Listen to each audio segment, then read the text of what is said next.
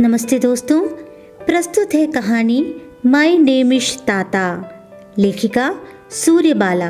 चलिए सुनते हैं। तोतली ताता असल में सुजाता है। ताता तो उसने खुद अपने आप को तुतलाए बोलों में प्रचारित कर रखा है।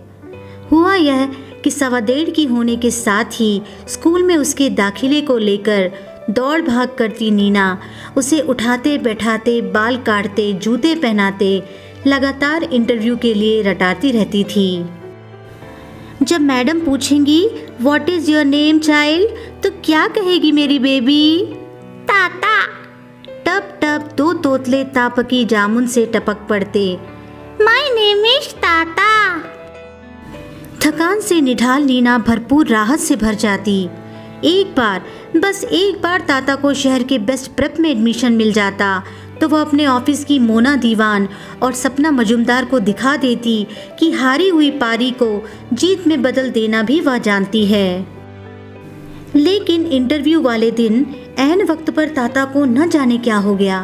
पहले तो वो सोती रही थी, फिर जगी तो अचानक चिड़चिड़ी हो उठी। नीना ने उसका मूड ठीक करने के लिए उसे चॉकलेट, पेप्सी सब लाकर दिए, लेकिन इंटरव्यू वाली मैडम के सामने उसने गर्दन जो लटकाई सो लटकाई, चेहरा मनहूस घोंघे सा सिकोड़ा सो सिकोड़ा।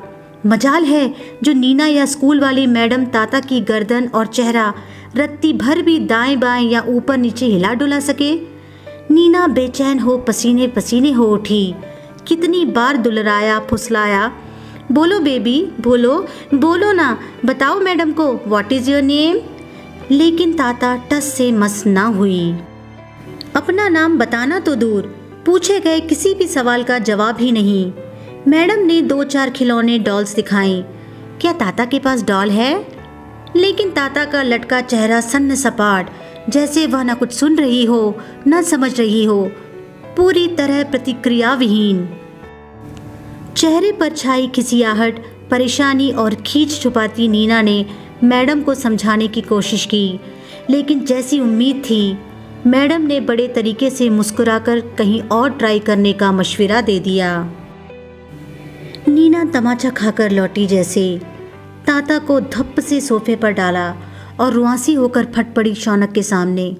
ऐसी मनहूस कद्दू सी सूरत बनाई बैठी रही पूरे 1.25 घंटे, जैसे कसम खाई हो एक शब्द भी ना बोलने की।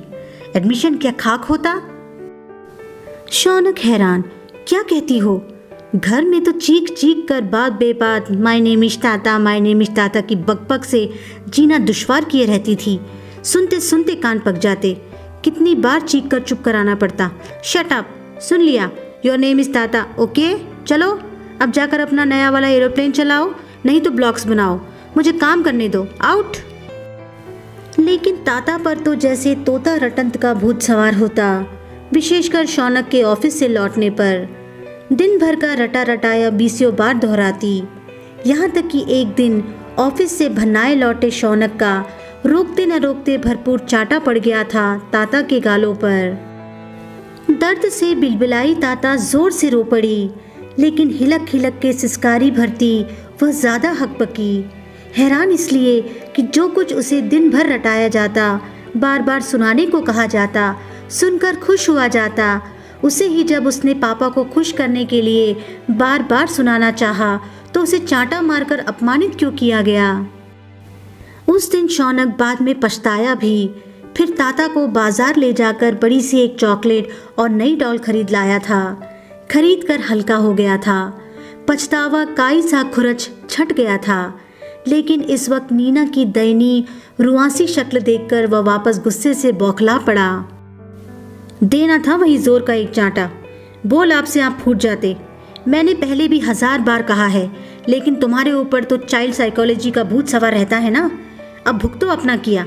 मैं होता ना तो क्या कर लेते तुम, जरा सुनो तो। शौनक का सहानुभूति प्रदर्शन की तर्ज पर शेखी पघारने वाला लहजा नीना को तमतमा गया। शादी के बाद से अब तक अपना किया ही तो भुगत रही हूँ। वहाँ चाटा जड़ देने से एडमिशन हो जाता क्या? उल्टे तमाशा जरूर खड़ा हो जाता। हर बात में मैं होता तो। मैं पूछती हूँ क्यों नहीं होते, क्यों नहीं हुआ करते ऐसे मौक़ों पर तुम? मुझे सब मालूम है। हमेशा ऐसे मौक़ों पर ऑफिस की इमरजेंसी मीटिंग, वर्कशॉप आदि के नाम पर झूठ सच बोल अपना पिंड छुड़ाकर मुझे आगे कर देते हो, जिससे बाद में ज़रा भी ऊंचा नीचा हो तो तुम अकड़कर अपना सुरक्षित वाक्य बोल सको, मैं होता तो। अब मुझे समझ में आया ताता में ये आदत आई कहाँ से। ऐन मौके पर ठीक अपने पिता की तरह ही वह मौका ताक कर दबोचती है। देखो, अब अपनी असफलता की तिलमिलाहट खामखा दूसरों पर उतारने की कोशिश तो तुम करो मत। शौनक का स्वर कड़ा हो गया। नीना दुगने वेग से चीखी, हम दोनों की जिंदगी में सिर्फ मेरे फेल्योर की तिगलियां और तुम्हारे अचीवमेंट के सितारे टाकते जाना तुम्हारी हमेशा की खूबी रही है, साजिश भी कि दूसरों के सामने। Neena please shut up. Neena भी दांत पीसकर चीखी, यू शट अप। यहाँ तक कि शौनक का उठा हुआ हाथ नीना ने दांत पीसते हुए बीच में ही रोककर मरोड़ दिया और अचानक दोनों की दृष्टि दूर खड़ी सहमकर पीली पड़ती ताता पर गई। नो चाइल्ड नो, नीना लपकी। आया, शौनक दहाड़ा, बेबी को ले जाओ। आया, जिसका पूरा ध्यान अभी तक शौनक और नीना द्वारा दी जाने वाली अंग्रेजी की गालियों पर था और जो बड़े मनोयोग से रस ले लेकर यह नाटक देख रही थी, अचानक चौंकी और झपाटे से ताता को पुचकारती अंदर चली गई।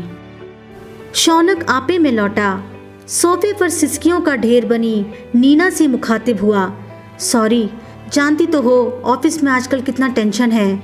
दरअसल मैं भी घर तभी तभी ही लौटा था। और मैं तो ऑफिस पिकनिक मनाने के लिए जाती हूँ ना। तुम्हें मालूम है मनचंदा आजकल जानबूझकर मुझे सुनाते हुए मोना दीवान की डिज़ाइनों की ज़्यादा ही तारीफ करते हैं। इधर ली गई छुट्टियों की वजह से वे मुझे शगल के लिए ऑफिस आने वाली डिज़ाइनर समझते हैं। ऊपर से हर रोज़ आया की धमकियाँ, ताता का एडमिशन, मोना दीवान का टेंशन, उधर ऑफिस, इधर तुम, आया, ताता, फ़ोन, बिजली, गैस, लाइसेंस, कनेक्शन, फंगस, कॉकरोचेस और कहते कहते नीना की पीठ पर हिचकी का एक जोरदार हिचकौला उठा। हिचकौला सही मौके पर आया। शौनक पूरी तरह से पिघल गया, वरना सिसकी फूटने में 1 मिनट की भी देर हुई होती तो नीना की फेंकी ईंटों के जवाब में दर्जनों पत्थर इधर भी तैयार थे, क्योंकि ताता को एडमिशन के लिए ट्रेनिंग देने का छोड़कर तो बाकी सारे काम 50-50 के अनुबंध पर ही चल रहे थे। अंदर अंदर शौनक अब भी यही सोच रहा था कि किसी तरह नीना के गुस्से की यह बला टाली जाए, किसी भी शर्त पर। खैर, वैसे भी पिछले पूरे 6 महीनों से नीना ताता को दाखिले के लिए जी जान से तैयार करा रही थी, इसमें ज़रा भी शक नहीं। शौनक और नरम पड़ा, चलो तुम्हें लिज में पिज्ज़ा खिला के लाता हूँ, मेरा भी लंच आज बड़ा बोर था। नीना कोहनी टिकाए बैठी रही, वह अब भी हताशा से उबर नहीं पा रही थी। मुझे विश्वास ही नहीं हो रहा, जैसे बार बार यही लग रहा है, काश इस वाले स्कूल में एडमिशन हो गया होता। ज़रा सी भी बोल गई होती, क्योंकि प्रिंसिपल तो मुझसे बहुत ही इम्प्रेस थी।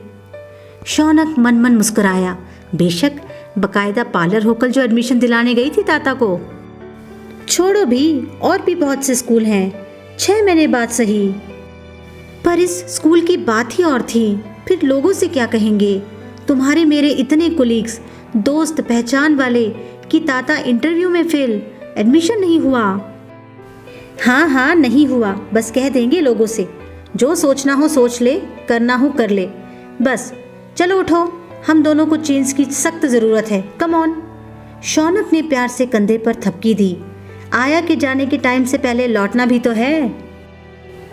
नीना ने दीवान से चुन्नी उठाकर गले में फंसाई, होठों पर लिपस्टिक घुमाई और पैरों में सैंडलें डालती निकल गई। दोनों चले गए तो आया ने चैन की सांस ली। उसने सहमी हदसी ताता को उसके खिलौनों, रंग बिरंगी किताबों और कलर पेनों के बीच ला बिठाया। हाँ, अब अच्छे से खेलने का, चलो अपना किचन सेट से मुझे चाय बना के पिलाओ तो। और आया आधी पड़ी तिलिस्मी कोठी खोल कर बैठ गई। ताता ने जोर से पैर पटका, नहीं, मैं अपने कप में तुमको चाय नहीं देती। ओके बाबा। आया बिल्कुल डिस्टर्ब होना नहीं चाहती थी। मत तो बाबा, खेल खेलो अपना, देखा कितना अच्छा बुक्स, छोटा बड़ा पप्पी, एलिफेंट, डॉल। नहीं, मैं कुछ नहीं खेलती, तो मुझको स्नो वाइट की स्टोरी सुनाओ। आया फिर बिदक गई। ये स्टोरी तो तुमको कितनी बार सुनाए हैं बेबी, वही बात। अब भी बस पिक्चर देखने का। ये देखो स्नो वाइट और ये देखो उसको जहर का डी एप्पल खिलाने वाली रानी बुढ़ी अम्मा, बस। ताता अचानक रंगीन किताब पर बने चित्र की क्रिकेट क्वीन सौतेली रानी के बिचके होंठ, मिचमिचाती आंखें और सिकुड़े बिदरे चेहरे को देखकर चीखी, आया तुम बुढ़ी अम्मा हो ना? आया सिर से पांव तक अवहेलित हो जल उठी। बैड गर्ल बेबी, जाओ, अब मैं तुम्हें दूध नहीं दूंगी। बोलो आया अच्छी? ताता ने अंदाजा लगाया आया चिढ़ रही है। उसे मजा आया। नहीं तुम नंदी, तुम बुढ़ी अम्मा। अपमान से सुलगकर आया का चेहरा और ज्यादा सिकुड़ता जा रहा था। बुरी तरह मुंह बिदोर कर उसने कहा, गंदी बेबी। लेकिन उसे जल्दी से जल्दी ताता की जबान पर आया वह शब्द भुलवाना भी था, वरना ताता का क्या ठिकाना। चार आए गए के सामने कभी भी बुढ़ी अम्मा उचार जाए। चलो दूध पियो और सो जाओ, तुम्हारा मिजाज ठिकाने नहीं है। जब पापा का जोर का थप्पड़ पड़ेगा ना, तब भी तुम्हारा अक्ल। सुनने के साथ ही ताता को पापा मम्मी उनका लड़ना बिफरना और फिर कंधे सहलाते गले में चुन्नी डाले साथ साथ बाहर निकलना याद हो आया। अचानक की वजह से असहाय हो आई। उसने हथियार डाल दिए और चुपचाप आया की थमाई दूध की बोतल थाम ली। लेकिन दूध फीका ठंडा और बेस्वाद लगा, पर सहमी ताता बेमन से बोतल मुंह से लगाए रही। बोतल मुंह में दबाए ताता की उदास आंखें अपने चारों तरफ टकटोर कर रही थीं। एक से एक महंगी मोटर कारें, aeroplane, helicopter, building set, kitchen set, dolls, stuff toys, pussy cat, giraffe, छोटे बड़े टेडी बियर और भी न जाने क्या क्या। फर्श पर चारों तरफ रंग बिरंगी किताबें, चरखी, फिरकियाँ, ब्लॉक्स और इन सब के बीच ताता और आया और ताता। अचानक ताता की आंखें एक डॉल पर ठिठक कर सहम गई। वह वही डॉल थी जो पापा ने उसे चाटा मारने के बाद खरीदी थी। अगले हफ्ते अचानक आया छोड़ गई। नीना सनाका खा गई, तैश में आकर बिफरी। ऐसे कैसे छोड़ सकते हैं हम तुम्हें? तुम्हें मालूम है मुझे ऑफिस जाना होता है। आपने तो बोला था बेबी का एडमिशन हो जाएगा। आया तुम्हें तो अच्छी तरह मालूम था कि बेबी का एडमिशन अभी नहीं हो पाया, लेकिन हम लोगों को भी अच्छा जॉब रोज रोज हाथ पे रखा तो नहीं रहता ना मेम साहब। आया ने नक्शा झाड़ा। तो तुम अभी छोड़ना चाहती हो? नीना दनदनाती हुई अंदर गई और पगार के नोट उसके सामने पटक कर चीखी, ओके गेट लॉस्ट। आया भुनभुनाती हुई सलाम मारती निकल गई थी। ताता तो पूरा दम लगाकर जोर से तुतला दी, गेट आउट। फिर सहमी सी सोफे पर निढाल ढलकती मम्मी को देखकर दोबारा बुदबुदाई, आया बुढ़ी अम्मा, दंदी आया। वह मम्मी की मदद करना चाहती थी, पर कैसे करे? कुछ न सूझा तो वह सोफे पर निढाल पड़ी नीना से चिपक गई। नन्हे नन्हे लटपटे बाल गालों पर झूल आए। नीना चौंकी। वह बेतहाशा ताता को चूमने लगी। आज बहुत दिनों बाद मम्मी ने उसे इतना प्यार किया था। ताता यह भी धुंधला सा समझ रही थी कि मम्मी कहीं उसे लेकर परेशान है, लेकिन ताता आखिर मदद करे भी तो कैसे? उसकी भोली आंखें जैसे नीना से पूछ रही थी, मेरी गलती क्या है? हाँ, गलती कहीं नहीं थी, किसी तरह की नहीं। नींव तो बहुत सोच समझ कर रखी थी शौनक और नीना ने। अपने वैवाहिक जीवन की एक एक ईंट नाप जोक कर पूरी सतर्कता और होशियारी से। दोनों पढ़े लिखे, नौकरी पेशा, समझदार और मैच्योर। शादी का मतलब शादी है, किसी का किसी पर दबाव या एहसान बिल्कुल नहीं। इसलिए शुरुआत से ही सारे हिसाब किताब बराबर। अपने अपने शौक, सहूलियतें, करियर और घर बाहर काम के घंटों का भी बराबर विभाजन। सारी खुराफातों की जड़ पैसा, तो अपने अपने खर्चे, अपने हिसाब और पैसों की व्यवस्था भी अपने तरीके से। एक दूसरे की सीमा में हस्तक्षेप बिल्कुल नहीं। इस सूझबूझ पर दोनों ने अंदर अंदर अपनी पीठ ठोंकी थी। शादी से पहले जिस तरह रेस्टोरेंटों और कॉफ़ी हाउसों में कई कई मर्तबे इकट्ठे होकर दोनों ने आगामी जीवन के सारे मुद्दे हर कोण से डिस्कस किए थे, कोई तीसरा सुनता तो यही सोचता कि यह किसी विवाह या पश्चिम जैसे मधुर रिश्तों के बजाय किसी बराबरी के हकदारी दावे वाला कानूनी करारनामा है। अपनी तरफ से नीना ने बड़ी बारीकी से बस एक मुद्दा और जोड़ा था कि पति पत्नी ही नहीं, किसी अन्य तीसरे की दखलंदाजी भी दोनों के बीच गलतफहमी का कारण बन सकती है। समझदार को इशारा काफ़ी। शौनक ने फौरन नीना को यह कहकर निश्चिंत कर दिया था कि शुरू से कस्बे में रह आई माँ ने हमेशा शौनक को शहर के अच्छे स्कूलों में पढ़ाया है और खुद कस्बे के उसी मकान में ऊपर नीचे 2-4 कोठरियाँ बनवा उन्हें किराए पर उठा अब तक का सारा जीवन एकादशी, प्रदोष, जन्माष्टमी, रामनवमी तथा गबन और गोदान और साकेत की सोहबत में काट ले गई हैं। वैसे भी माँ की प्रकृति और जीवन शैली कभी उन दोनों के बीच हस्तक्षेप करने वाली या बाधक नहीं बनेगी। लेकिन इतना सोच समझकर बिछाए गए सारे समीकरण ताता के आने के साथ ही लड़खड़ा गए थे। हालांकि ताता का आगमन कोई दुर्घटना नहीं था। साल 1.5 साल में आखिर एकाध बच्चे का लाना तो तयशुदा था ही, और लाएंगे तो कमर कस के, पूरी तैयारी और समझदारी के साथ। लिहाजा नीना ने पूरे 9 महीने किताबों पर किताबें पढ़ी, मैगजीन्स पर मैगजीन्स, उनमें लिखी सारी हिदायतें पाली। इतने से इतने महीने बच्चे का इतना विकास, इतना ज्ञान, ये लक्षण, ये सावधानियाँ, पूरा बाल मनोविज्ञान और बच्चे को पालने के तरीके कंठस्थ। शौनक भी प्राउड फादरहुड का खिताब हासिल करने के लिए सोत्साह जुट गया। बेबी लोशन, क्रीम, पाउडर, झूले और कॉट से लेकर टब, बच्चा गाड़ी तक। बाप रे, सोचा नहीं था कि एक बच्चे की अगवानी इतनी खर्चीली होगी। यह दोनों ने एक दूसरे से छिपकर मन में सोचा। ऊपर ऊपर तो एक दूसरे को समझाते हुए यही कि प्राउड पेरेंटहुड से गुजरने की थ्रिल के एवज में इतना भी नहीं करेंगे दोनों। हाँ, बच्चा भी 50-50 हम दोनों के खाते में जाएगा। पूरा डिसिप्लिन, पूरी हाइजेनिक कंडीशन, डेटॉल में नैपी धोएंगे, इन्फेक्शन से बचाएंगे, टाइम से दूध, टाइम से नींद। हमारा बच्चा टाइम से सोएगा, टाइम से जागेगा। हम बारी बारी से उसकी देखभाल करेंगे, दुलार पुचकार लेंगे, पूरी सुख सुविधा से बच्चे को पालेंगे। स्वस्थ पोषण और नए अच्छे स्कूल में एडमिशन, यानी 1.25 साल से इंटरव्यू की तैयारी शुरू। माय नेम इज ताता। लेकिन पैदाइश के साथ ही ताता ने किताबों की एक न मानी। किताबों में नीना ने जो पढ़ रखा था, ताता उसका उल्टा करती। वह 3-4 घंटों के बदले 1.25 घंटे में ही जग जाती। 1 बोतल दूध खत्म करने के बीच 3 बार सोती।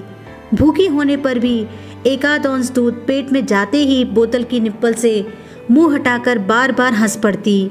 शाम भर सोती और सुबह 4 बजे से किलकारी मार मार के हाथ पैर फेंकना शुरू कर देती। प्राउड फादर, प्राउड मदर निहाल हो लेते, लेकिन दोनों के ऑफिसों की फाइलें उन्हें आतंकित करती होती। नीना को दर्जन भर शर्ट की डिज़ाइनें पूरी करनी होती। शौनक को अगले पूरे साल के बजट का एस्टिमेट। आंखें थकान और बोझ से निढाल। इस वक्त तो ताता को सोना ही चाहिए। आखिर इस वक्त वे उसे कैसे वक्त दे सकते हैं। लेकिन किलकारी मारती ताता को क्या मालूम कि उसके पापा के इस नए विभाग वाला बॉस किसी न किसी बहाने शौनक में चूके निकालने की तरकीबें ढूंढता रहता है, जिससे वह उसकी जगह अपने आदमियों की भर्ती कर सके। ताता को यह भी नहीं पता कि उसे पुचकारने दुलारने के बीच भी कहीं उसकी मम्मी नीना के दिल पर अचानक सनाका सा बैठ जाता है कि कहीं इन 6 महीनों की मैटरनिटी लीव का फ़ायदा उठाकर साहनी ने मोना दीवान को डिपार्टमेंट हेड का तमगा सौंप दिया तो क्या कर लेगी वह। ताता यह भी नहीं जानती कि अभी कुल 5 महीने की भी नहीं हुई वह कि उसकी माँ पर ऑफिस ज्वाइन करने का टेंशन और डिप्रेशन हावी होने लगा, और धक्के दे देकर निकाले गए ख्यालों के बीच भी एक मुंहफट सवाल उसे परेशान करता ही रहा कि कहीं ताता को इस दुनिया में लाकर उसने गलती तो नहीं की। शादी, बच्चे, सब कुछ अपनी अपनी जगह ठीक होने पर भी यह छूटा हुआ समय, यह गंवाया गया अवसर फिर कभी हाथ आएगा भी या नहीं। इतना ही नहीं, यह सब सोचते हुए खुद की नज़रों में जलील भी होना कि छी, क्या यही मेरी परिभाषा है प्राउड मदर की। फिर एक विद्रोही आक्रोश भी कि प्राउड मदर ही क्यों लॉस में रहे, प्राउड फादर क्यों नहीं। इसलिए ठोस वास्तविकता की ज़मीन पर आया तलाश ली गई थी। आया से पहले एक प्रस्ताव माँ के पक्ष में भी उठा था और पूरी तरह पूर्वाग्रह रहित होकर विचार विमर्श किया गया था, पहले से तय करके कि दोनों में कोई किसी की बात का बुरा नहीं मानेगा। Fact is fact. आया को नीना निर्देश दे सकती है, माँ को नहीं, लेकिन माँ 24 घंटे रहेगी। पर फिर आया के साथ मुरव्वत वाली बात बिल्कुल नहीं, जबकि माँ की फीलिंग का थोड़ा बहुत ख्याल रखना ही होगा।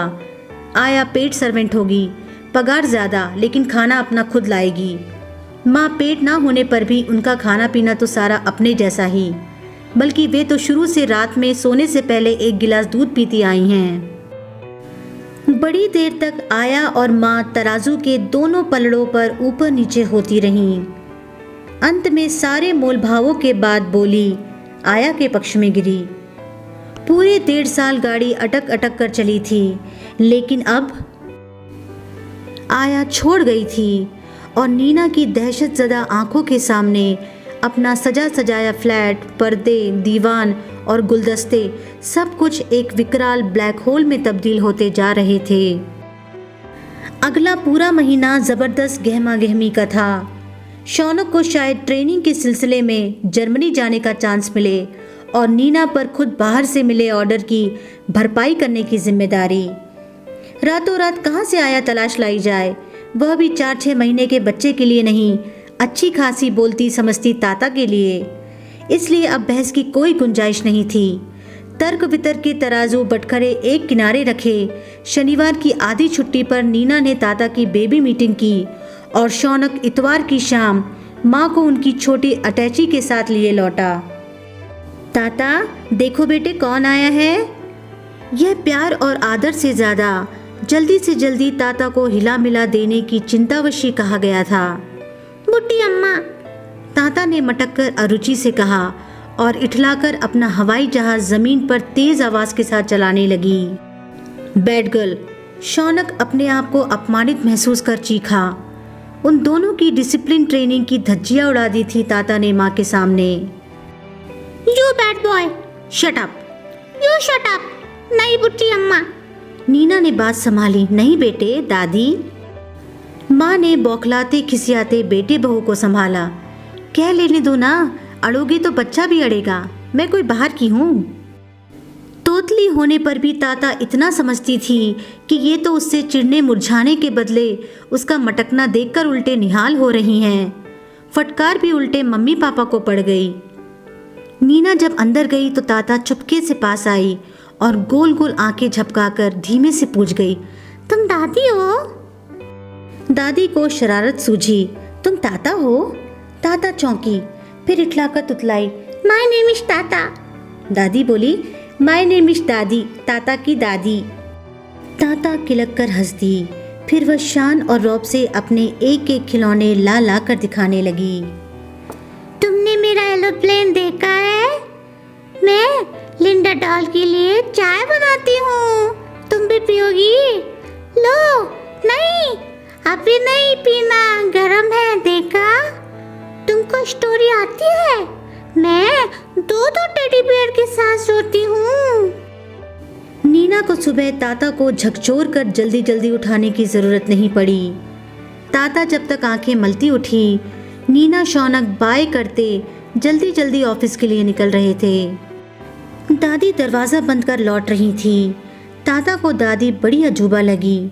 न यह आया थी, न यह आंटी, एप्पल ऑरेंज वाली ताई भी नहीं, और न कपड़े धोकर पोछा मारने वाली शेवंती। उसने दादी के पास आकर पूछा, दादी तुम कौन हो? निहाल दादी ने उसे अपनी गोद में समेटकर कहा, अपनी ताता की दादी और तुम्हारे पापा की मम्मी। तुम मम्मी हो? फिर तुम ऑफिस चली जाओगी? नहीं, मैं नहीं जाऊंगी ऑफिस। क्यों? मम्मी लोग तो सारे दिन ऑफिस में रहती हैं। हाँ, लेकिन दादी लोग ऑफिस नहीं जाती। फिर तुम घर में क्या करोगी? मैं ताता के संग खेलूंगी। ताता को लगा दादी झूठ बोल रही है, आया की तरह, पापा की तरह, मम्मी की तरह। ताता तो अपने खिलौनों के साथ खेलती है, आया जादुई कालीन पढ़ती है।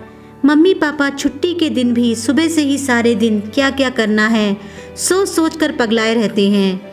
घर बाहर, बाजार, पार्लर, क्या क्या सफाई, क्या क्या मरम्मत, उठाना, लाना, धरना, समेटना। दर्जनों लोगों को courtesy call, hi, how sweet, how nice, हो ही और मुंह बनाते हुए निहायत नाटकीयता से फ़ोन कट करना।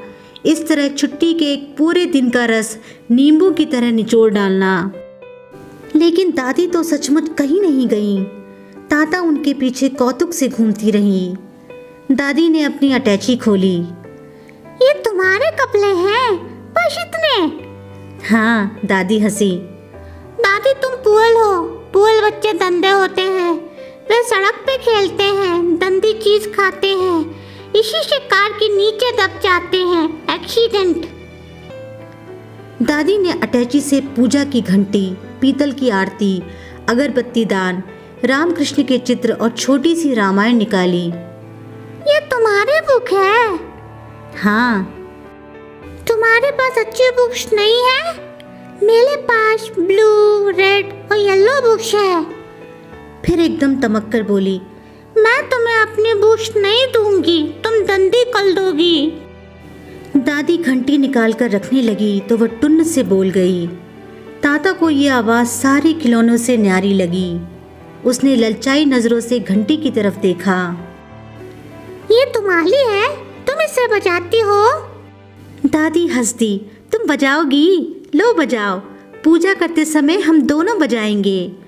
ताता थोड़ा हिचकी, फिर खुश होकर घंटी बजाने लगी। दादी ने भगवान जी के चित्र एक छोटी चौकी पर सजा दिए, रुई की बत्ती बनाई और पीतल के दीपदान में तेल में भीगी बत्ती जलाई। फिर ताता के हाथ में दीपदान पकड़ाए पकड़ाए गोल गोल घुमाकर आरती करवाई। ताता ने एक बार दादी को गाते सुना, फिर खूब ऊंची आवाज़ में गलत ही तुतलाती गाती रही और लगातार टुनुन टुनुन घंटी बजाती रही। चित्र में भगवान के एवमस्तु की मुद्रा देख ताता ने पूछा, दादी भगवान जी क्या कहते हैं? कहते हैं ताता बड़ी गुड गर्ल है। और ये वाले भगवान जी क्या कहते हैं? कहते हैं ताता खूब बड़ी सी हो जाए। ताता की आंखें खुशी से हुलसी कि एकाएक झप से बुझ गई। नहीं, मैं भली होकर ऑफिस नहीं जाऊंगी। दादी भौचक, ठीक है, लेकिन क्यों नहीं जाओगी? बताओ, ऑफिस बहुत गंदा होता है। वो मम्मी पापा से झगड़ा करता है। फिर दादी के कानों के पास आकर धीरे से बोली, और ऑफिस के पास ये बस्टर्ड बॉस होता है। दादी सकपका गई। तुमसे किसने कहा बच्चे? ताता ऐठी। Nobody, I know। दरवाजे की घंटी बजी। ताता चीखी, दादी मत खोलो, रूपा आंटी होंगी। वो बहुत बोल करती हैं। उनका बेबी राहुल बहुत चीखता है। दादी फिर अचकचाई, तुमको कैसे मालूम? ताता फिर इठलाई, I know। दरवाजे पर आया थी। उसने सोचा था ऑफिस से छुट्टी लेकर नीना फ़ोन पर फ़ोन मार आया तलाश रही होगी। उसे देखते ही उसकी बाँछें खिल जाएंगी। 100-150 बढ़ाकर वापस आने की मिन्नतें करेगी। लेकिन माँ जी को देखकर चौंक गई। अंदर जाना चाहा। ताता बेबी को संभालने के वास्ते आई होंगी, क्यों माँ जी? फिर भी अपना ठिकाना छोड़कर आखिर कितना दिन रह पाओगी? जब तक ताता चाहेगी।